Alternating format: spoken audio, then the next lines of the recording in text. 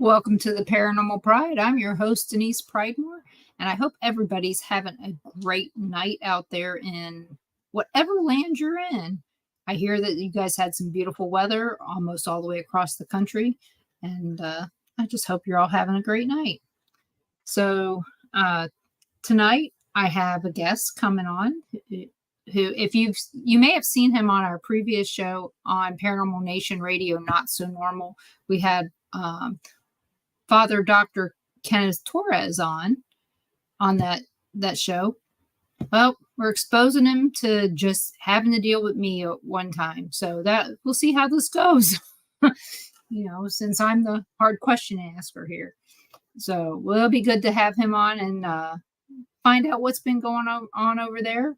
He's part of the Warren Legacy Foundation, and he's not a demonologist, but he is an exorcist. So one doesn't preclude you from being the other, but in his case, he's not a demonologist. So I got corrected, and I will remember that. So I would like to welcome Reverend Dr. Kenneth Torres. How are you tonight? Hey, I'm very well, Denise. Thank you for having me. How are you doing tonight? I'm great, and I hear you guys had some really great weather out there as well. So We're all doing good, at least till Wednesday when the bottom drops out of everybody's temperatures. Yeah, we've had some pretty good weather here on the West Coast in the Bay Area. Last week, we had some bits of rain, and before that, we had some really bad torrential rains causing flooding, damaging. Some people lost their lives, but we're back on track now. I think yesterday was 70 degrees. It was enough for me to go to the beach and go surfing. It was nice enough yesterday for us to go to the beach. We went on a nice walk out there, and it was funny. We're on the pier, and I get a phone call from another friend of mine, and she says, "What are you doing?" I said, "We're at the beach." She goes, "Funny, so am I." We were just down the coast from each other. She was 90 minutes away. It's really not 90 minutes if you could drive a regular road, but it's a really packed road. You know how that goes. You're in California. Yeah. Well, I live in the Bay Area, so I literally live 20 minutes away from San Francisco. With traffic, it'll take me 2 hours to get there. That's how bad it is. Well, it's no different than living in Paterson, New Jersey and trying to go to New York. Same thing. Not at all. Not at all. That's how you catch the bus. Yeah. I mean, at least that's how it was. Even way back in the early 70s, it was like that. But we went to the beach, had a good time, and I teased Ron about going to the beach on Friday, and he goes, "Are you sure?" And I go, "Yeah, I'd love to go to the beach on Friday, but I have to work and all that.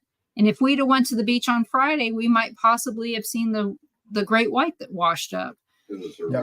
So, but it was too early for us anyway. We wouldn't have been there. I like my sleep. So I do too. I love my rest, but lately I've been going to sleep at 12 o'clock in the morning and waking up at 5, and I've been up since. And ever since I've had my surgery, it's kind of irritating because I'm not tired and have so much energy. So I've just been going to the gym and staying healthy. Today was my off day. Yeah, today was my off day. And that's one thing that, I like to tell other people, especially when you're in the paranormal field. Everyone seems to make the paranormal their main focus, and they forget about other things. They forget about friends. They forget about families. They forget about hobbies and things that they should be doing to get themselves healthy. It's like, if you're no good to yourself, you're not going to be good to anyone else. So treat your mind and your body right. That is one of the most important things. Yeah, that's one of the things that people seem to forget when they're caregivers, their mommies. I mean, it goes for everything. If you don't take care of yourself, nobody else is going to. Yeah. I mean, unfortunately, we live in a society where we follow certain narratives, and it's just work. And, sometimes you can't avoid it. You work and you come home 8 o'clock at night, you go to sleep, you wake up, you do it again. And then you can only enjoy your home on the weekends. And then when it's time to retire, you're like, oh, I miss working. And it's a common statistic that people who retire, nearly 10 years after they retire, they pass away because they miss. Yeah. I know people who basically retired and a week or two later pass away. But Ron, how do you feel about retirement? Do you miss work? No. See? Yeah. It helps when you hated your job. Yeah, it helps if you hate your job, I guess. Yeah. No, I know that feeling. I'm medically retired myself. So I keep myself busy with a lot of ministry work, casework with the foundation, and other things that I'm involved in. So it's just like a full-time job, except for Sundays and Mondays. Sundays and Mondays are my days off. I don't work any cases. I don't do anything. The only thing I do on Sundays are pastoral chaplaincy calls, just for emergencies. The rest of the week, I basically am up all day and I stay up till 12 o'clock, sometimes 2 o'clock in the morning to take any calls for people who are in distress. And so that's what I've been doing for the past several years. He's like his dad. So, Ron, your mom's feedback is you're like your dad.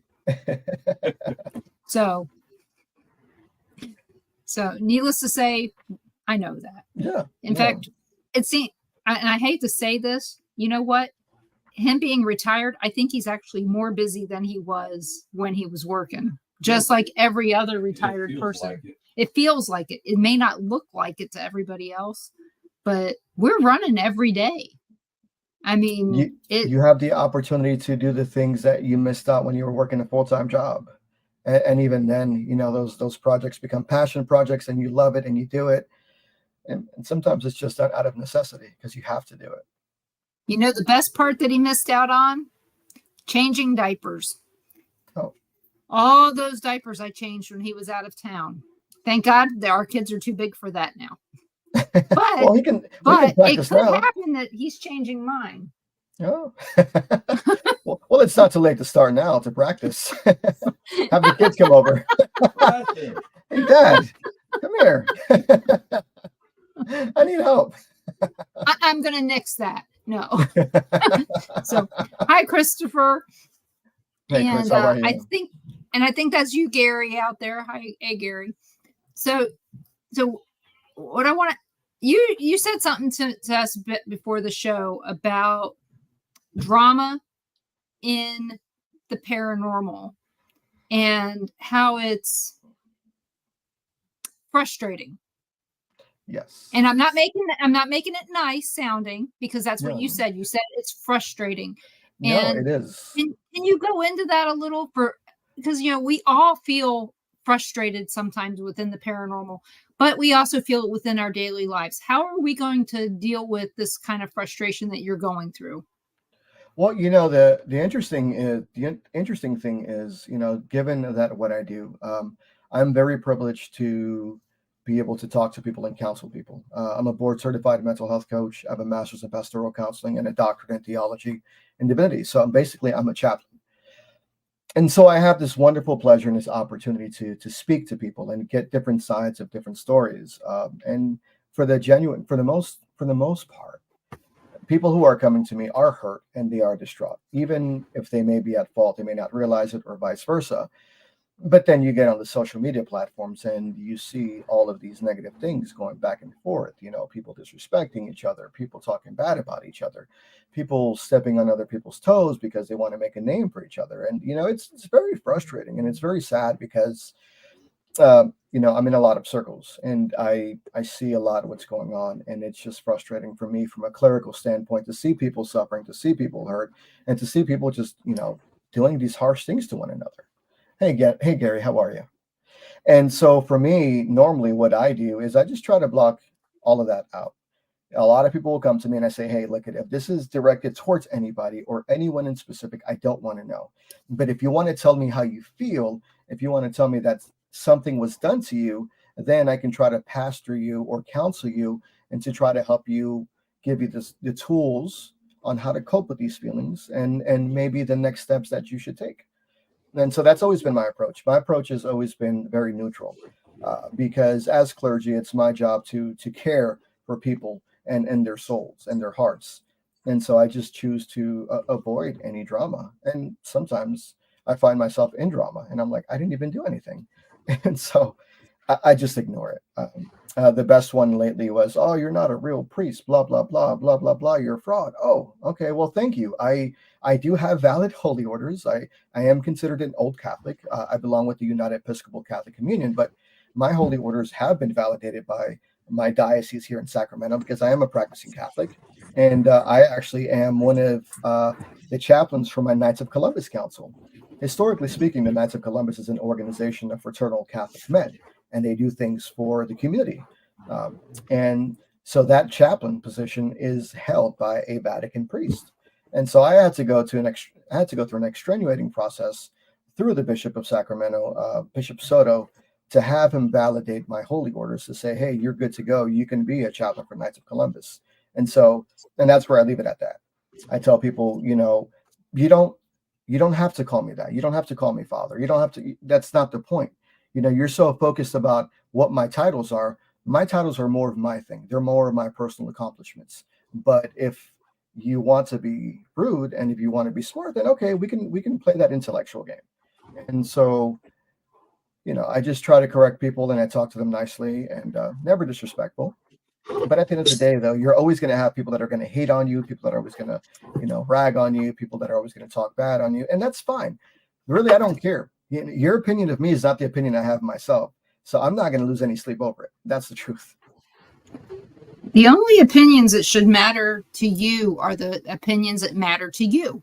Yeah. Yeah. Well, if you get upset because I think something about you, and if I matter to you, then it makes a difference. Yeah. It's always going to make an impact when my family has something to say. If my family says this is what's going on, okay, I value those opinions, and I value the opinions of my friends too. But on an intellectual level, on a level itself, I'm not to sound cocky or arrogant. I'm just not at the same level as most people are. My job is being a professional. I take my calling and what I do really seriously. I dedicate hours and hours a day and weekly to help people, counsel people. I've gone through extensive training. I went to school for so many years just to be able to help people. And this has nothing to do with the paranormal. The paranormal is just a hobby. And I just so happen to find myself in a position where I am part of an organization like the Warren Legacy Foundation, in which we help people out with their supernatural problems. And that's a great platform for me because I'm able to use my skills and my experience to be able to assist people with whatever problems that they have. Although it might be supernatural, there's always a physical and natural approach first. That is the most important thing. Client care is always number one. The activity that's happening, the anomalous things that are unexplainable, that is just secondary. Yeah. One of the things that you said kind of rang true about all that. We just got to be good to ourselves. We'll go back to that. Be good to ourselves. Nothing else really matters. As Steve Foster says, what you think of me is none of my business. Pretty much. That's the truth. So that's it. But, and I want to say hi to Christopher and Irene. It's so good to have you here. Hey, Irene. She is with Japan Paranormal, which we're live on their page right now. Oh, nice. Thank you. Hey there, Gary. I'm glad you're here. So, and what kind of advice can you give to someone who's okay? I'm gonna stick with the paranormal. Yeah.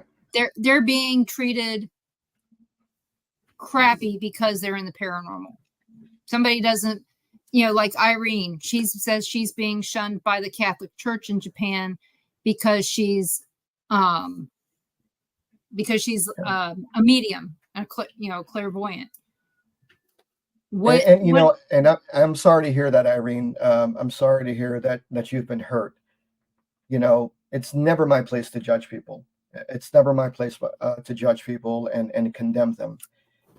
People say, well, this is what scripture says. Okay, that's fine. But at the end of the day, you're still dealing with a human being that has personal feelings and that has emotions. And there are ways that you can talk to people in a nice way and express a difference of opinion and say, hey, I don't necessarily think this is right. This is not my belief system. And we'll just leave it at that. But you don't have to shun people away. You don't have to treat them bad. I personally think that people with abilities that are clairvoyant or intuitive, I think these are gifts from God. It's just a matter of how you use them. And we look throughout the Bible, like the book of Daniel, there was chapters and stories of visions and prophecies. The Bible, our belief, Christianity is a supernatural thing within itself. And so the person that's in the Bible that's being written about, they're not evil, but the person who may have this gift from God outside of the Bible is evil. I don't buy that. I really do think that these are gifts from God. And I think that when you have these gifts, you have to do your very best to safeguard them and do what you can. Who cares what people think about you? Just push forward. If you know in your heart that you have a genuine gift, a divinely gift, and you're using it to help people, then carry on, move forward. Who cares what other people think?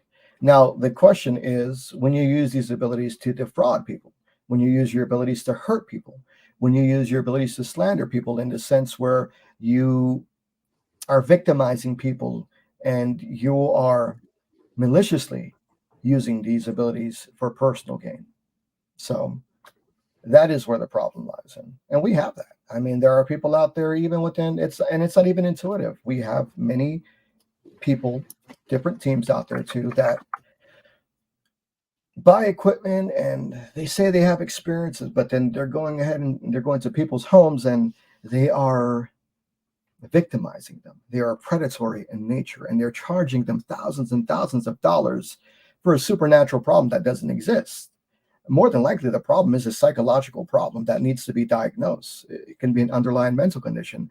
It can be an environmental factor that may seem to be unexplainable, but I think there's always a natural explanation. So when we are using our abilities and our gifts to hurt other people and be predators, that is where I call that evil. That's where I say that's an evil ability.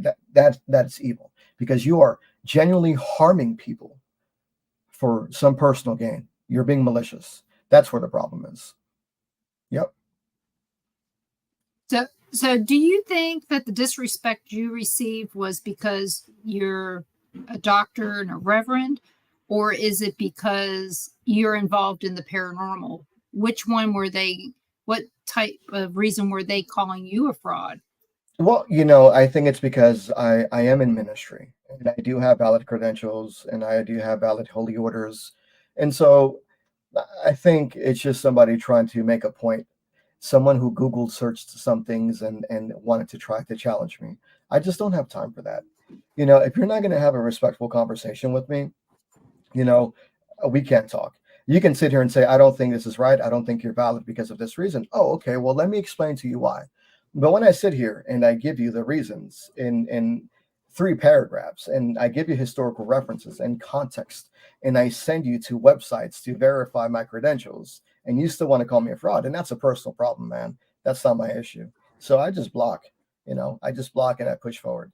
But it irritates me because there are people that will literally go out their way to try to hurt other people or to try to prove a point. And I think a lot of it has to do with the ability that I do. I feel like I do make an impact in people's lives. I do have a decent following on social media. And everything that I try to post, I try to post funny things. I try to put things that will support people and encourage them and motivate them. And I think maybe this individual just doesn't have the same reach that I have. And so they resorted into trying to hurt me.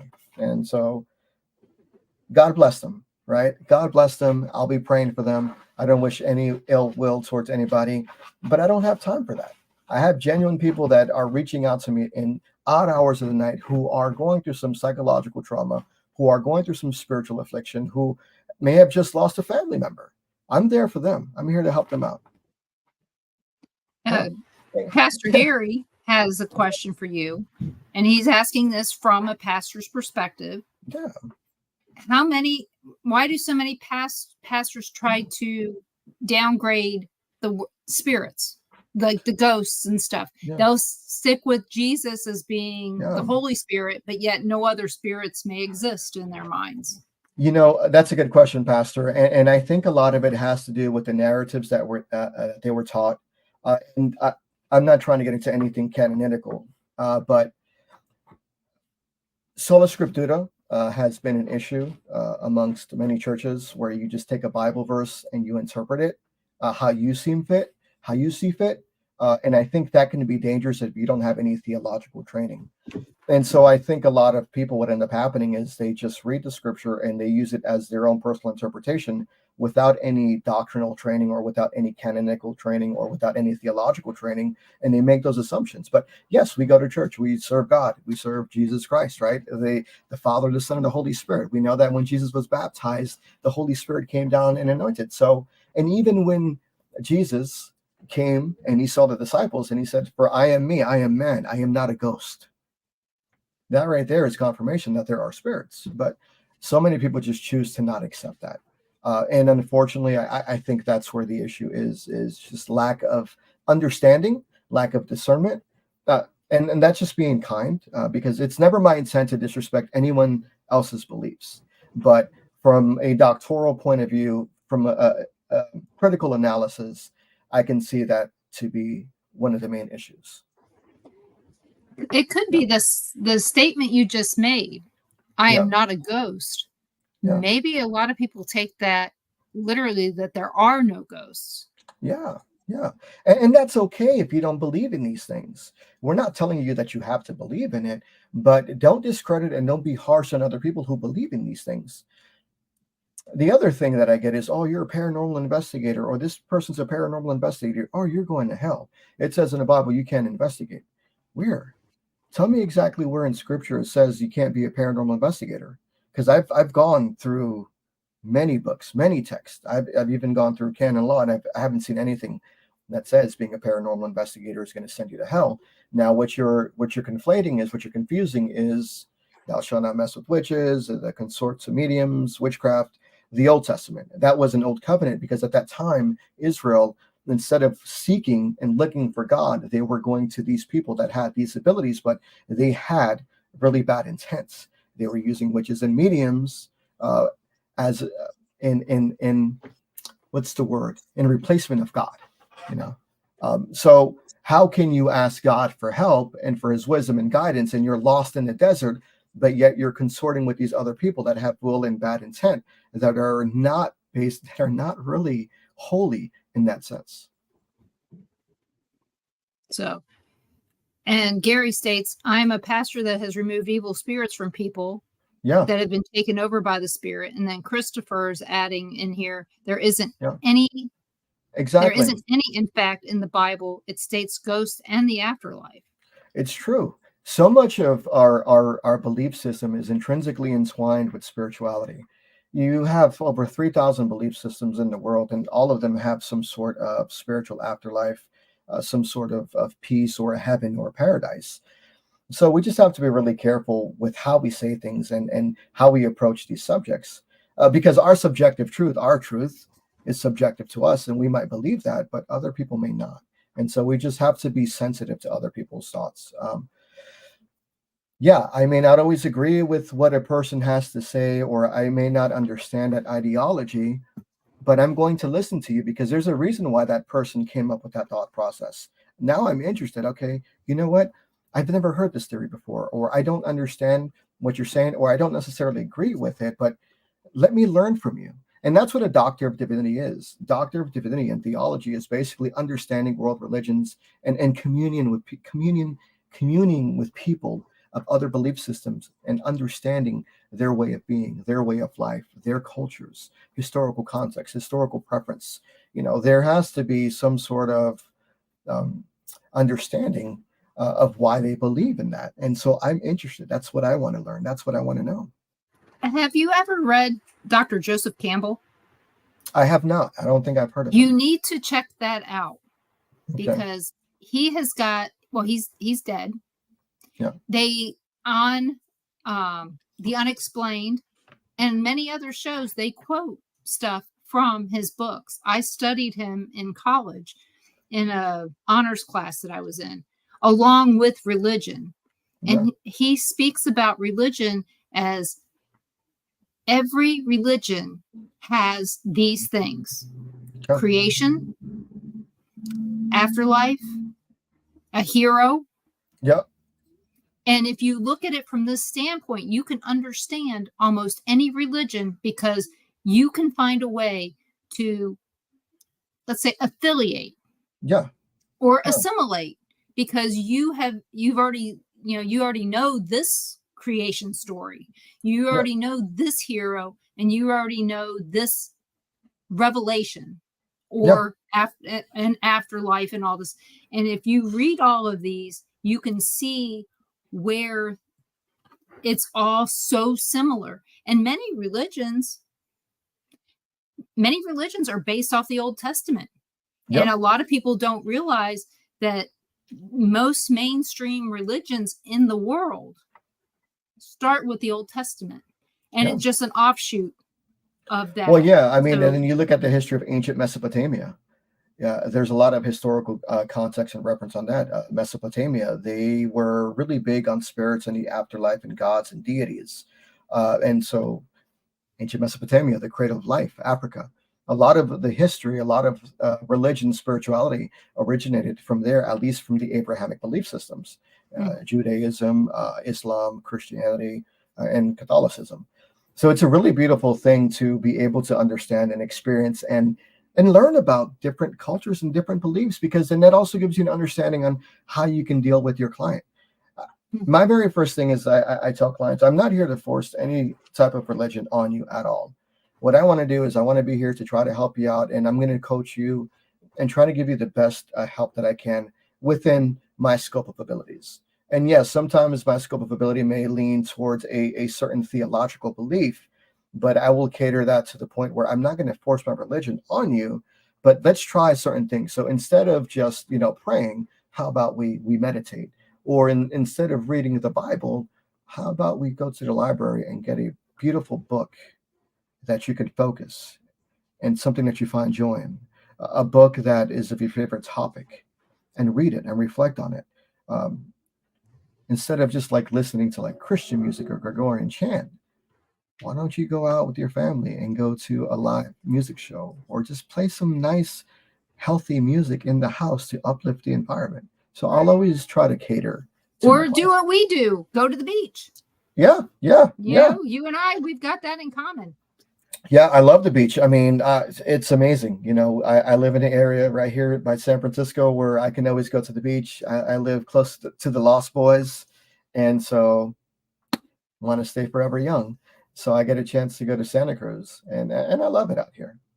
Yeah, that's how we are. I mean, if things are rough, it's like, and of course, Ron just asks me all the time, what do you want to do this weekend? Go to the beach. I mean, it's just now, Yeah. it's just, I used to say that in Kansas City, but it was an 18-hour drive, and like, Yeah. 17 on a good day if we didn't get caught in traffic in Springfield and Memphis. But, but still, now it's like, that's what I want to do. Go to the beach, if it's 70 degrees, I'm going, The beach but is just a that's wonderful my place to be. meditation, Yeah. the I like to go sand to the between my gym. toes. I go to the gym. I do a lot of golf. I do archery, rock climbing, because I'm a veteran myself. I'm a disabled veteran, so I'm involved in a lot of different veterans organizations like Wounded Warrior Project, One More Wave, Hope for the Warriors. So I do a lot of things that involve veterans activities, and I'm a part of a chat group right now where a lot of wounded warriors who I met a few years ago contact me. And so we created this chat on cell phone. They're like, hey, Dr. Ken Padre. I'm like, hey, just call me brother. You know what I mean? Just call me brother. There's no formal titles here. You guys have served your country, and let's just get out of these formalities. And we talk, and like we'll do things like we'll set a time to game online, like Call of Duty, or like we'll try to set up a meet at an axe throwing place, or we'll go to Golfland or Scandia. And so it's very important to detach yourself from this work that you do, because you need to be able to be healthy. You need to be able to focus. You need to be able to understand that living a good, healthy, positive life that's fruitful will keep you healthy, and it'll avoid you getting attacked spiritually and emotionally. I like karaoke. My wife is Filipino, so we do karaoke. I can't sing. Neither can I. So I drive in the car by myself and sing, and then nobody can hear me and bitch at me and tell me I can't sing.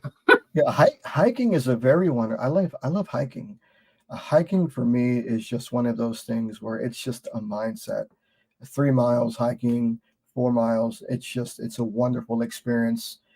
You learn a lot about yourself. You can focus, you can meditate, you can self-reflect, and then you can also see what your survival skills are, just in case you come across a mountain lion. But yeah, Yeah. Don't drop on the floor and act like you're dead. yeah, Doesn't because work. your lunch right there. Your lunch right That's there. right. So, Yeah. and Ron walks every day. Even in Kansas City when it was 20 below, he still walked every single day. So, Well, like for me, I try to always get more than 5,000 steps a day. That's my goal. Always try to get 5,000 steps a day and how get my much heart rate miles a up to at year do least you walk? 120. He's trying to calculate how many he keeps. 550. He walks 550 miles a year. That's amazing. That is amazing. Has it gone up since we moved here, or has it stayed the same? Stayed the same. Yeah. So, Yeah, living a healthy life is very important. I mean, I think people take that for granted. You just can't be sucking on energy drinks all night and eating Snickers. no, it's going to ruin your heart. Yeah. Not to mention a few other things. So we have a question here from Steve. He asks, Reverend Dr. Torres, what does the MPAC and BCMHC stand for? That is a really good question. So I am a board certified mental health coach with the American Association of Christian Counselors, and MPAC means that I have a master's in pastoral counseling. I've done over 10,000 clinical hours with the VA as a chaplain, so I basically am a chaplain. So master's in pastoral counseling. Basically, a master's in pastoral counseling is I don't make any diagnoses of mental health illness at all. What I do is I work in conjunction with your licensed mental health provider, and I provide a spiritual avenue for that. So let's say you're taking medication or you're diagnosed bipolar, schizophrenia. I will then come hand in hand and try to help you focus on your faith and your spirituality, more of a holistic thing. Although being that you still maintain that regimen that you have been tasked to do by your mental health provider, your licensed doctor, therapist. So it's mind, body, and spirit. So popular or contrary belief, it's not like, well, I have a mental health illness, I'm double schizophrenic, I'm going to pray it away. Well, you probably could, and a miracle can happen, but that's not the society we live in today. Mental ailments, physical ailments, emotional ailments are a part of our natural existence. It's part of the human experience. And so, yes, we can have faith in what we believe in. We can go to church, we can serve God, or whatever it is that we do, and we can pray for healing, we can pray for miracles. But let me ask this. I think many times, we are expecting some sort of supernatural solution. But what if the solution has already been given to you? What if it's you're seeing your licensed therapist? You're taking the medication that you need. You're following a strict regimen. You're eating healthy, you're dieting, and you're exercising. So Steve also asks, have you ever had a possessed person that had the doctor you work with refuse to believe that they were possessed? Yes, I have. So I did work a case where I had to do the release of information, and I spoke to the psychologist, and the psychologist said it's double schizophrenia or whatever diagnosis it was. I go, okay, I'm not disagreeing with you, doctor. I mean, that is a good diagnosis. We know that it goes hand in hand with mental illness. One doesn't necessarily negate the other. But would you be willing to come to this spiritual session tonight while we do a prayer for her? Because you are a licensed mental health therapist, right? And I would love to have you there so that you can see that we're not doing anything outside of the treatment plan. And so they agreed. And so when we went, the doctor agreed to meet us there. And so when we were doing the exorcism ritual, the individual levitated off the chair and started saying things to the doctor that they didn't know about. And the psychologist was like, you know what? Thank you. This has been an interesting experience. There have been things that I cannot explain. I don't understand how this person was able to levitate. I don't understand how this person knows things about me. I don't even have social media. And I go, well, these things happen. And the question was, do you believe now? And they were like, yes. I believe that there's something there that's unexplainable, that it's not within the scope of my ability. And I'm glad that we have you here. And so ever since then, we've on and off worked hand in hand. And Christopher, you can reach out to me anytime. So, one of Irene, she's in Japan, and she says that she can't leave her house without running into a spirit. Yeah, Japan is extremely haunted. So, Father, do you yourself see spirits at all, or feel them, anything like that, or do you just have to do it by investigating? Yeah, so when I was growing up, I had experiences that were unexplainable, and my family and I we suffered really bad at the hand of some sort of supernatural entity where it was just a horrible experience. It was really bad, and it was definitely demonic in nature. And I grew up with a traumatic background, and so I'll leave it at that. But I did see and experience things. But as I got older, that thing kind of just went away. I don't see spirits, neither do I want to. But I feel like I may have the gift of discernment. I can feel when there's something off, like a spidey sense, or when there's something that's there that's not supposed to be there, whether it be the other person's energy or whether it be something. And yes, so when I do investigating, especially when the Warren Legacy Foundation, we have people that are gifted intuitives. And so we also use people who are intuitive to help us get clarity of the situation. But not only do we not only rely on our intuitives, but we also rely on equipment, confirmation. So there's multiple steps that we use to try to validate whether or not something is at the house, not just a psychic. And I don't mean to be offensive. And even Chris McKinnell, the grandson of the Warrens, will tell you, really, most good psychics may be accurate 60 to 70% of the time. And which is why we just need to have some good confirmation, which is why it's good to use equipment. And I'm not trying to downplay or disrespect anyone's ability, but especially to, let's say we have an intuitive, let's say we are really dealing with some sort of demonic entity, but this person is not of the faith and they don't believe in any of those things. Well, this entity can deceive it into making it believe that there's nothing there when there really is something there. So that's why we need to have physical evidence as well to cooperate. And so that's just the checks and balances that we have to do. Always look for the natural explanation. We're always going to look for the natural explanation, no matter what. It's tooth and nail, tooth and nail. The last thing I want to do is want to have to go to your house and set up equipment. The last thing I want to have to do is go to the parish and do some sort of ritual to pray for you. What I'd like to do is to help you understand that you may have some underlying issues, some traumas, maybe there's some hurt that you've had in the past. And maybe it could also be psychosomatics. Maybe you're watching a scary movie and then you saw a shadow at the corner of your eye. Or maybe you have a busted pipe. Or maybe you have dead rats in the wall and you think all of a sudden, I just watched The Conjuring House and I have a demon. Yeah.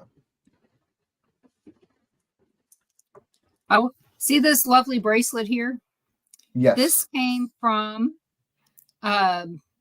Judy Spira. Nice. And it has a piece of jewelry in it from Lorraine Warren. A friend bought me this for an anniversary gift. And you can tell it's a pretty good friend to have done that. And it says right on it, something to the, let's see. Oh, I can't read it. It's so tiny, but it's the logo, Northeast. Oh, Nesper? Yeah. The NESPR, yep. That was Lorraine Warren. Yep, that's what Lorraine created. It's this little.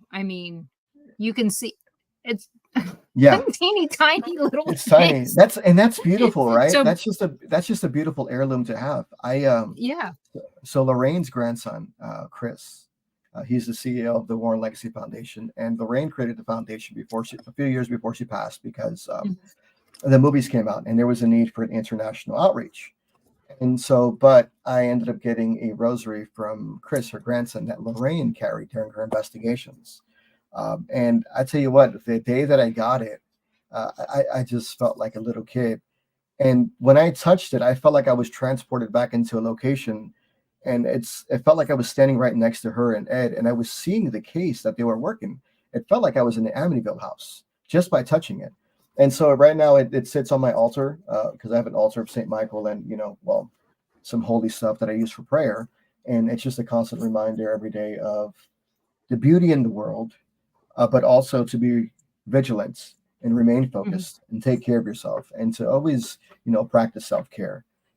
Fear, right? Fear is one of the biggest things. When it comes to the paranormal, you don't really have to be afraid. I think so many people, it's over dramatized, so to speak, throughout the movies and throughout the shows, but you don't necessarily have to be scared. Once you understand the supernatural and understand that you are in control of these things, then the fear begins to diminish. Now, although scare is a natural emotion as human beings that we're going to face, but learning to control your fear and confront it head on, that is where the true power is. Once you are empowered and you understand that you are in complete control and that there is nothing you should be afraid of, then the paranormal, the supernatural, is not so scary. You have a different outlook. Outlook in life. So I'm going to ask you a couple questions here. Yeah, please. I'm going to start with Christopher because I know that his phone is getting ready to die. He says, nice. Does Reverend Torres know about our team's location? We would love for his and the Warren Foundation to come visit sometime. So they're in Oklahoma near Bartlesville. Okay. And so it's halfway between here and there. We've got some members in Oklahoma. So in order for the Warren Foundation to visit you, that means you would have about 150 members from around the world come to one location. We are, so like myself, I am the Spanish Division Director of the Warren Legacy Foundation. I'm also one of the board members.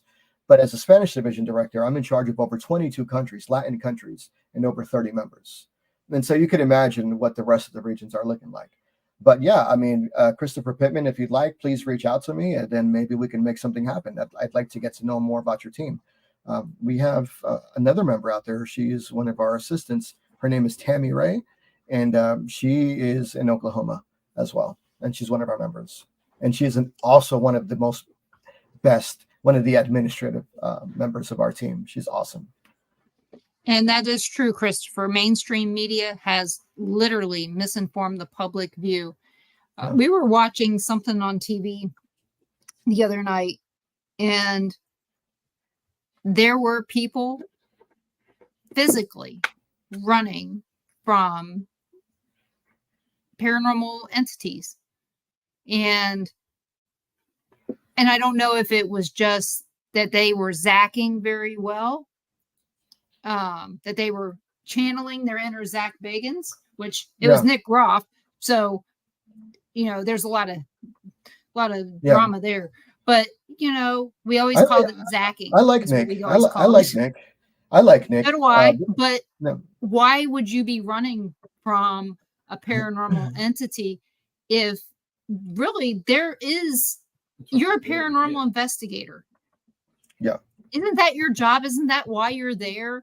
Is to experience whatever is there. I mean, how can you experience it if you're running, if it's behind you? It's got to be in front of you for you to experience it, is what I'm saying. Well, yeah, and I think that happens is because there's this noir of just like everything paranormal. And so we have a lot of social media influences. And I have to be really careful what I say, because contractual agreements between me and other organizations. I think what the issue that we're seeing is just the dramatization. And I believe that we have people who are inexperienced, who are looking to understand the paranormal, but they just don't have the proper training or education. And well, how do you educate a paranormal investigator? That's the very first question. Well, that's simple. You can educate a paranormal investigator on the basics, on understanding what energy is, life after death, respecting the environment, respecting spirits, proper communication, learning how to understand the equipment, learning how to understand the people you're working with, sociology, mental, not mental diagnosis, but within time, as you get older, you'll be able to see if somebody is in the right place or not. And that comes with experience. Mhm.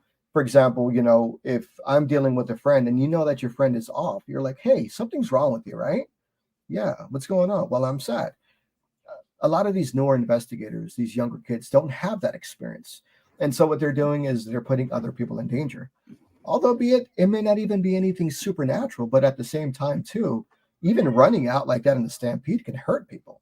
I mean, that's a Right. liability issue within itself. Well, I've never I'm not. been, I got a story about that one. yeah, yeah. So I mean, it's okay to get scared, but when you start running, and I think that just comes with experience.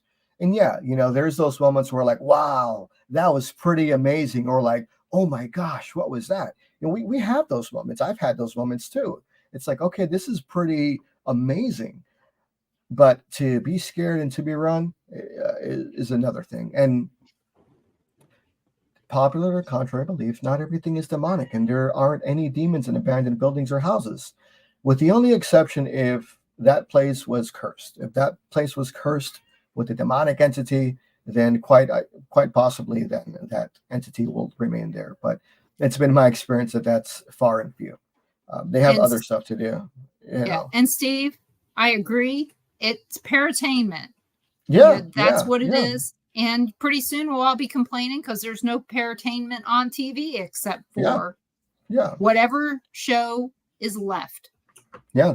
I I mean, we've I gone full circle at this point. We went from no shows to a buttload, yeah, probably down to none again. So it's going to be YouTube, Hulu, whatever it is that you're going to be yeah. looking for your shows at. But we do have another question from Irene. She asks, could you give any good advice to her? Because she's getting ready to go to the suicide I forest know out about that there place. in Japan. That place has a high suicidal rate. Um, First of all, don't give into the psychosomatics. There may have been a lot of tragedy that's happened there, but don't put your mindset into that, what happened. Don't give into the psychosomatics. Go in there with a clear and logical mind. Go in there grounded and protected. Don't come in with any preconceived notions, because then that's going to taint your investigation, but that's also going to alter your mindset and your thought process, because then now you're going to expect to feel something. You're going to expect to feel depressed. You may expect to want to, what the end result is. I don't want to say it on social media because I got banned one time for saying the word, but just go in with a good mindset. All right. Just don't give into the psychosomatics. Make sure you protect yourself, follow your belief system, make sure you get plenty of rest. Okay. If you have any personal issues, any underlying issues, if you're feeling stressed, if you're feeling depressed, if you're feeling anxious, make sure you clear that out first. Take care of that first. If you have any internal conflict with family members or children, or you had an argument with a spouse, take care of that before you walk into that forest. And this is the same advice I give to everyone who goes into any investigation. Do all of these things before you go into any location, because energy is energy. And it doesn't matter whether it's demonic, or it doesn't matter if it's a transient spirit or residual energy. Energy is energy, and it can affect you. It doesn't necessarily mean that it's going to attach itself to you, but just being in that environment with the energy itself can have a physiological and psychological effect on your character and your personality. And so we just want to be careful with that. So make sure you get your emotions in check. Yes, Gary, I agree Thank you that so the much. Reverend has so much wisdom. Thank you. That means a lot. I just turned 40. I still have a long way to go. And so for me, this is a learning experience. I don't know everything, and I never will pretend to know everything, but I will tell people, from my experiences and what I feel will work. And feel free to take the advice or not. So Gary also asks, how do you work with a person that has an attachment that they don't know is there? That's a really good question. How do you work with a person that has a spirit? I suppose in any general, and in the same manner that I would work with any other person. Um, would I want to tell them that they have a spirit there? Probably not, because I feel that would be unethical. If they don't know that the spirit is not there, then maybe they're not meant to know. Maybe some divine creation, divine being, maybe God or Allah or Buddha is protecting them and shielding them from that effect or from feeling that effect.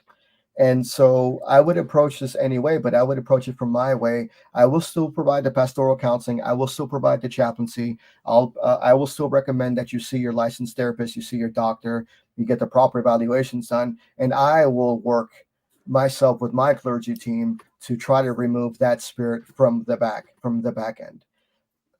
Because I don't think that a person needs to know all the time, because maybe that person is in such a really bad state of mind to where they're at the point they may want to take their lives. And this has happened to me before. And you tell them that there's something there, that right there is the catalyst. I had a case where, well, we at the foundation, we had a case several years ago where this individual came to us and they wanted help. The family reached out to us. The family said, hey, we believe that we're dealing with something supernatural. Okay, what's going on? So these are the things that are happening, but we're not really experiencing them.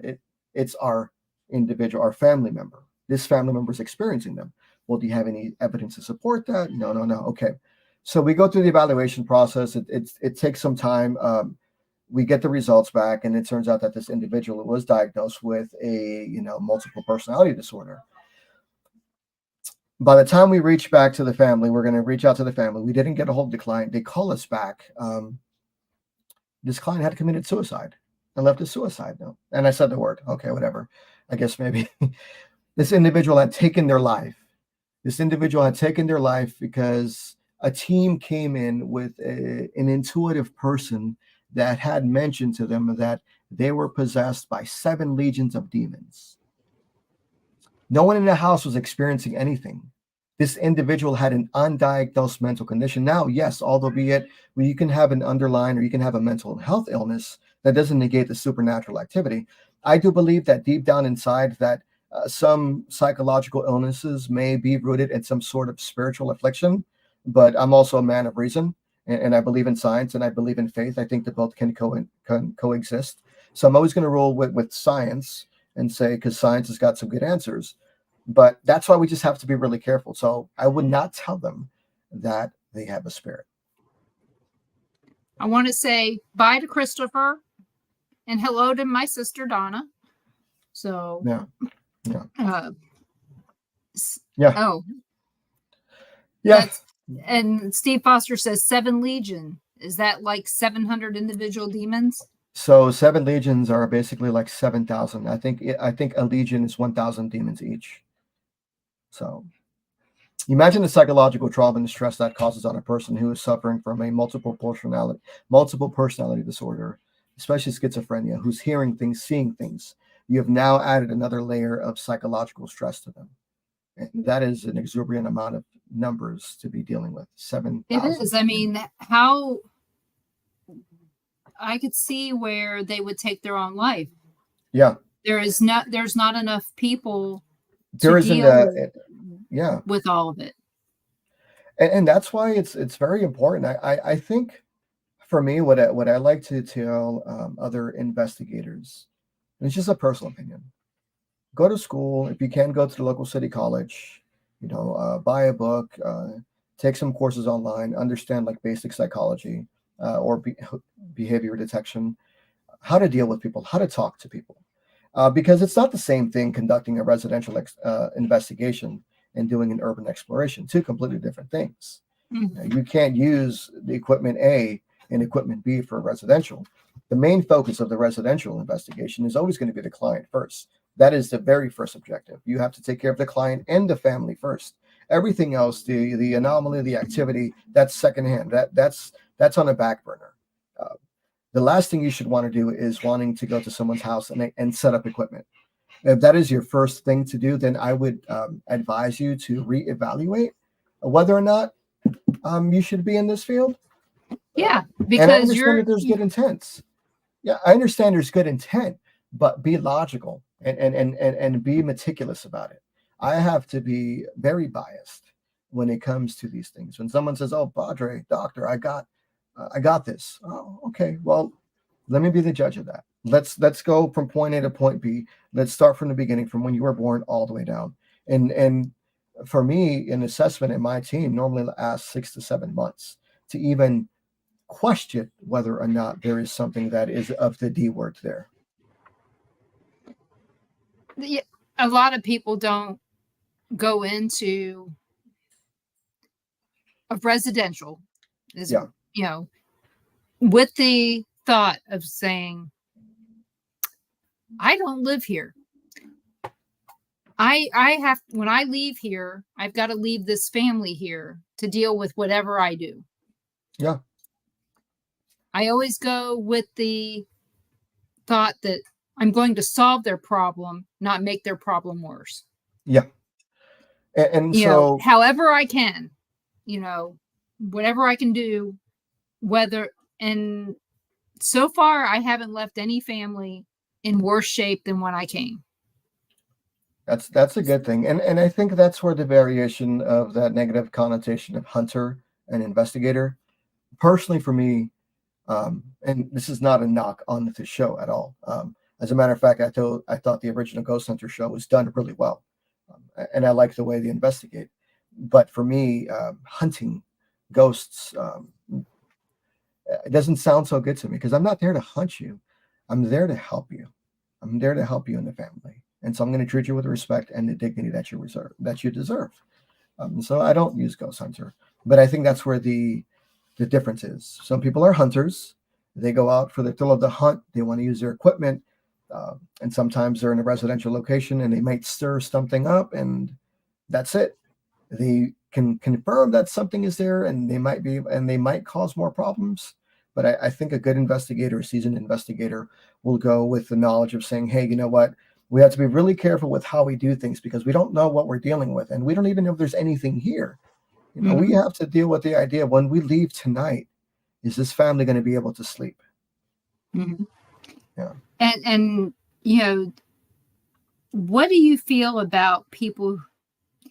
And I don't mean this in any bad way. My advice is never investigate your own home. I agree.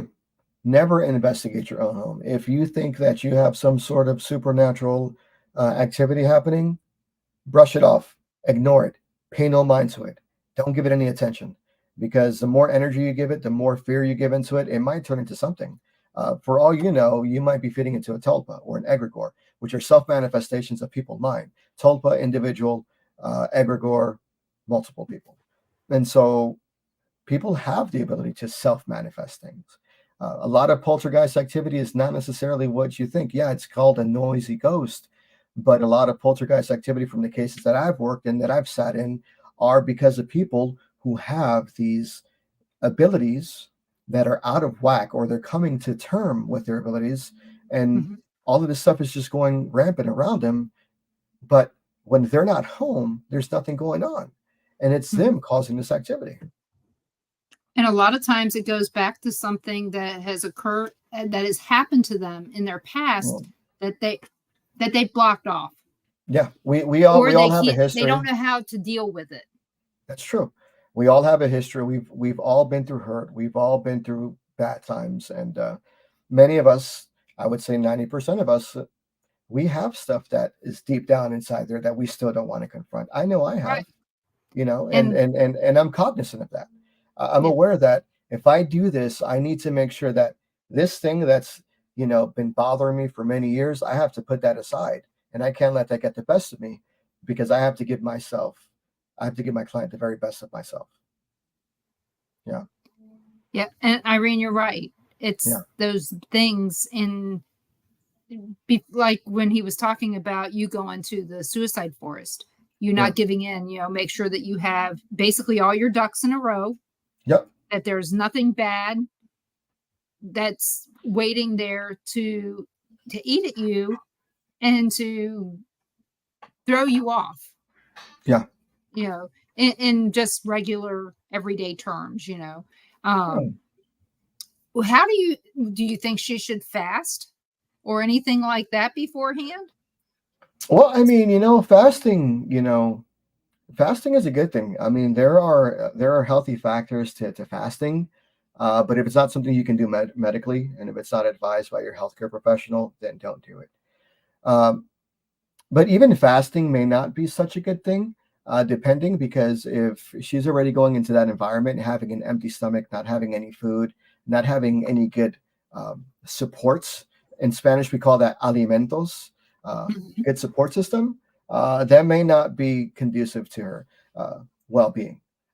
It might make her weaker. She could get sick. She may have some stomach problems. So just follow what you feel in your heart is right. Yeah, I know a friend of mine, Yeah. before he has, goes on any big investigation, he will get himself spiritually ready by fasting 3 days Yeah. before. Yeah. And I don't know if it helps him or hurts him. Okay. I don't know. I've only met him during investigation, so I don't know how he would be without it. Okay. And I know that a lot of times when a priest is getting ready to do an exorcism, a lot of times they will deprive themselves of earthly things. Food, and not water, but they'll deprive themselves of food. They'll deprive themselves of things that they love so that they can be more focused on what they're doing. Do you do that? I do, actually. As a matter of fact, because within my order, within our tradition, we are allowed to be married, just like Orthodoxy. And so when I'm going into a case, I have to make sure that I also pray for myself, and I pray for my family. I pray for my wife, right? And so sometimes that would mean that I have to disconnect. I'm like, hey, babe, I've got to do this. I've got to focus.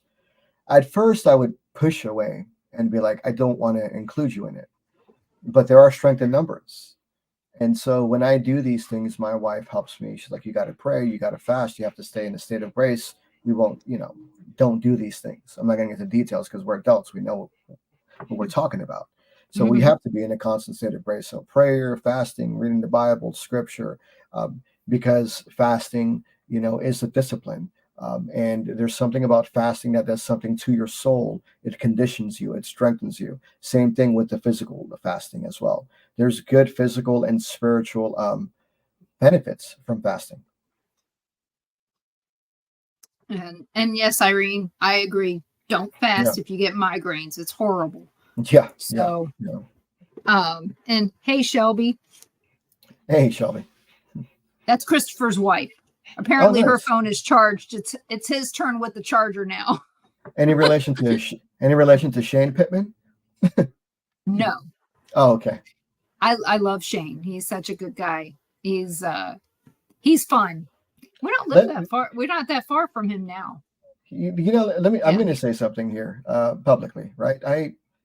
I genuinely do have a love for all people. I don't have a problem with people on TV. I don't know them. I can't judge them. The only thing I can critique is their investigative method, or say, hey, well, I would have done that differently. Right. I generally have a love and respect for people who are in this field, and I have no problems with anybody.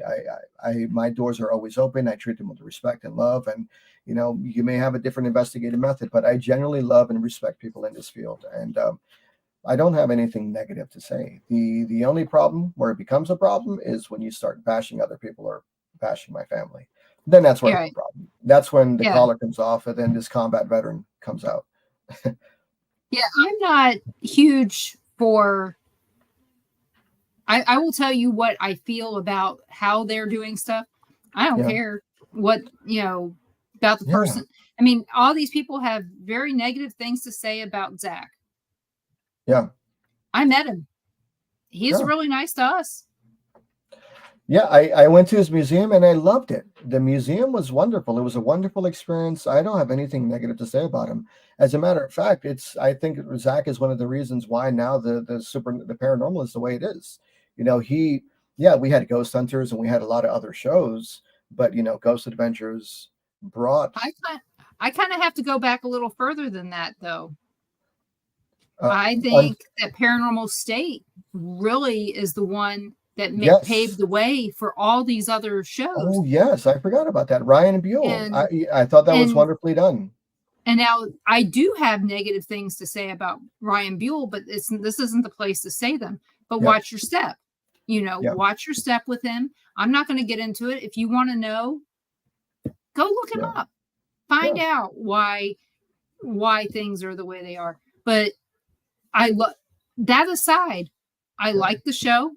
Some really good people came from it that we all know and respect, like Katrina Whitman. Yeah. We got Michelle Bollinger. Yeah. People love Chip Coffee. But, there's Michelle Bollinger, she's a demonologist, if I remember correctly, right? She's a demonologist. Yeah. She's also a medium. Okay. And then you've got Chad. Chad. Oh, crap. Huh? Chad Colic? Yeah, Chad Colic. For some reason, I lost his. He came from that show as well, being friends with Ryan. So there's a lot. And I mean, I met Chad. That's got to be almost 20 years ago now. It's getting close. We met him in 2008. And these are all good shows, and they're all wonderful people, and they're respected, and they've contributed something. My advice is just always remember where you came from. You have a platform, use it wisely, because what you do really does influence other people. But I've got nothing negative to say. I've never met any of those people. I don't have anything bad. As a matter of fact, I find Zach entertaining. I like his show. I like the show. I haven't watched in a long time. I like watching all of these different shows. Because it's an avenue, it's an outlet. You can see what people are doing, and you know what I mean, it's entertainment, but it is. That's what people need to remember. It's not a fact-based show. I mean, even the stories that they follow 9 times out of 10 are not fact-based. Because I was watching one that they were talking about the Sally house and the Villisca axe murder house. Yeah. And a lot of the information that they used was not 100% factual. And I can say that from the standpoint that we were the tour guides at the Sally house for years. I saw another thing that I thought was hilarious, that the most haunted location in Kansas is Molly's Hollow. Okay. And I'm reading this article and I'm going, it's the Lover's Leap story that happens everywhere, and I'm like, I've never, ever had anything happen at this park besides the bus driver backing into something. Oh, and we did happen to catch the teens losing some of their spirit. So you're in Florida, right? Getting out of the car, things like that, because it's a park. But, I'm reading this article, and this was just today. Okay. Just today. And I did the trolley tours for the city for those times as well. And it was always the part of the story that I could not speak up and say, this is crap. Yeah. But I mean, and a lot of it has to do, from what I've been told, are like production, the behind the scenes, the producers, that sort of stuff, and how it changes things. So you're in Florida, right? I have a really good friend. Yeah. I consider her sister. Have you heard of Dr. Heatherly Landon? No, but I will find her. She is out in Florida. She's an author as well as an investigator, and she's done books. She's haunted Nevada. She used to live out here in Nevada by Las Vegas, and she's a really good friend, colleague, because we're both represented by the same talent company, and I think she'd be great to have on the show. Heatherly what? Landon, Dr. Heatherly Landon. Here, more than like the name sounds really familiar, and I'm not going to go check on Facebook now and see if I am friends with her, but I will definitely make sure I find more out about it. And Christopher, your opinion of Zach, I know, is based on TV.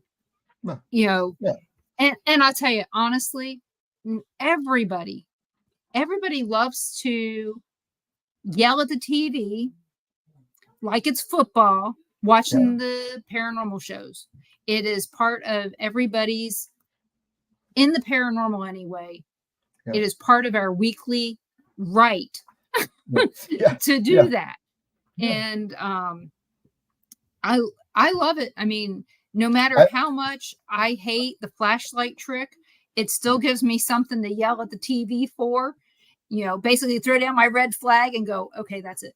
I like watching the shows because I like observing, and then I'm not much of a tech guy, so I like to see what equipment that they use, and then also sometimes I'm just like, oh man, it'd be nice to go investigate that place. It'd be kind of cool. So I think that's what I use it for. I like all these shows. Like I everybody can critique, all that stuff aside. I mean, it's good entertainment. It's good shows.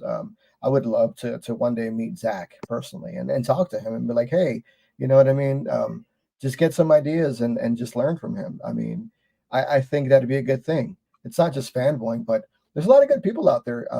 And I think it'd be learned. Like Jason Hawes, Grant, a lot of these Right. other guys too. I'd like to sit down and just get to meet them and talk to them and hear their stories. I think so much in the paranormal field, it's like what's the word? It's a pissing contest. It shouldn't be like that. No. Everybody's well, I've got the best show, I've got the best equipment, I've got the better team. You know what? I'm not here for that. I'm not here for that. You can give your opinions. Your opinions are your opinions, but don't drag me into them. So we're back to the beginning of the show now. Yep. Where you like what you like and you don't have to apologize for it. And what I think is my business and what you think is your business, and we'll leave it at that. But I will tell you, I utilize the paranormal shows for my para travel. Where do I want to go next? What do I want to see? Do I want to prove them right or do I want to prove them wrong?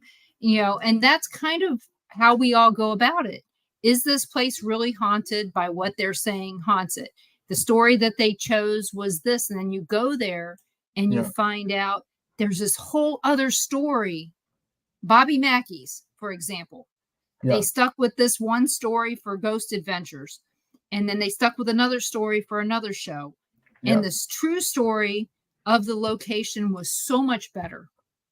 The Ghost Brothers actually went with some of the more of that story of it being a little Las Vegas and the Latino mafia being part of all of the club and all that. That was much more interesting because that was factually based. They had all this information. And that was one of the things that why I like to watch those shows, because I want to hear the other stories, the true stories, not, hey, we're going to go off on a tangent and only focus on this part of this history. Why can't we focus on all of it and figure out why the place is haunted? And, that people talk about, like Christopher Pittman and Shelby, they have a long-term research facility. Our long-term research facility was the Sally House. So if you want to look at it from that standpoint, we were there every weekend and then some for 7 years, from September to November. And I'd love to go to that research facility. I'd love to go to that long-term research facility, wherever it's at. Yeah, Atchison, Kansas. I used to live out there. I used to live in Junction City, Kansas. I graduated from Junction City High School. Air Force or the Army base. Fort Riley, Kansas. Yeah, my uncle was stationed in Big Red One. So I'm very familiar with that place. Members, I have good friends out there. Carl was there as well. And Ron used to drive through there all the time with his job. The one part of the highway that's always windy. Oh, nice. Always a crosswind. So, but, that's, whatever reason you have to watch a paranormal show, as long as you like it, that's all that matters. So where can everybody find you, Dr. Reverend Kenneth Torres? You can find me on Facebook. You could probably share my Facebook profile, or you can find me on fatherkendoctor.com, spelled out fatherkendoctor.com, or TikTok, which I don't have the handle, but best place to get a hold of me is here on Facebook. I also run a page called The Paranormal Connection. It's got a Ouija board on it. So I run the page in that group. You can message me there as well. if I want to bring up a photo of ours, I can't right now, Christopher. I try not to focus. I try to focus on my guests at the time. Okay. So maybe when you guys are on, we can show your stuff. So, Yeah. So I'm going to thank you so much for coming on tonight. Next Monday, there will be no Paranormal Pride. We have, got to babysit, got to do the family thing. Gotta change the diapers, Carl. Well, no, Ron, he never has to. The grandson won't sit still for him. Apparently, grandma gets to clean up the shit. It's the job. It says it right here on my forehead. I clean up diapers well. But our daughter's 7th wedding anniversary is coming up. Congratulations. So no, 8th. It's 8th. So that's a big deal. Yes. And so we're taking a break, and then we'll be back the following Tuesday with Carl. But tomorrow night at 5 p.m. Central, Carl, Ron, and I will be hosting Rob Booth. He's going to come on, and we're going to find out how the investigation went out in Jasper, Florida at the Hamilton jail. I think it's a Hamilton County jail out there. We were supposed to go, but my heart decided I couldn't do it. I had to stay home, and it is what it is. So, but I hope you guys will join us tomorrow night at 5 p.m. and look for us to come back on March, whatever it is. I think March 2nd. I'll be back in 2 weeks. So join us for that, and I will see you all then. Make sure you're checking out the Bill of Rights Network for all the different shows, and I'll see you tomorrow at 5 p.m. with Carl, Ron, and Rob Booth. You guys have a great night, and no, I'm thinking about you. Good night. Good night, everyone.